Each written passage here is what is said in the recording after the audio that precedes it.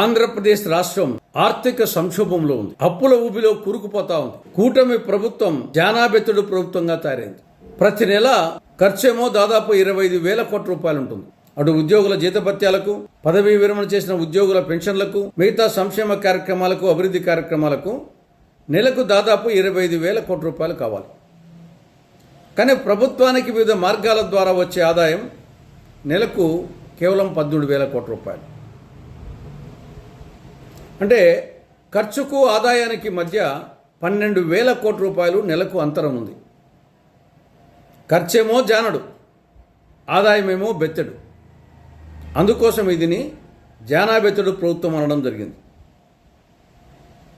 ఈ అంతరం 12,000 కోట్ల రూపాయలు ఇది పూడ్చేటందుకు రాష్ట్ర ప్రభుత్వం విపరీతంగా అప్పులు చేస్తూ ఉంది.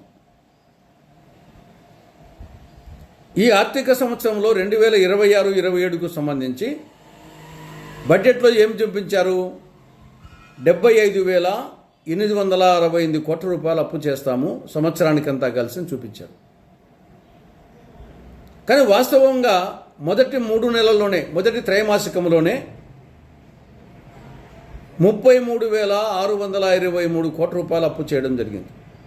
అంటే ఏడాదికి చేస్తామనుకున్న అప్పులో మొదటి 3 నెలల్లోనే 44.30% అప్పులు చేయడం జరిగింది. ఇక తొలి త్రైమాసికములో బడ్జెట్ ప్రకారంగా 58,500 కోట్ల రూపాయలు వివిధ మార్గాల ద్వారా సమకూరుతుంది అనుకున్నారు. కానీ చివరికి వచ్చింది ఎంత? 39,500 కోట్ల రూపాయలు.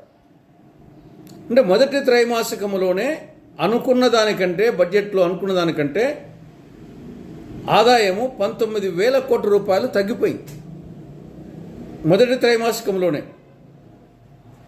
కేంద్రం నుండి వచ్చే పన్నుల వాటా తగ్గింది, కేంద్రం నుండి గ్రాంట్స్ తగ్గినాయి, రాష్ట్ర ప్రభుత్వం సొంత ఆదాయం చూస్తామా, అవి అన్ని మార్గాలు తగ్గిపోయినాయి.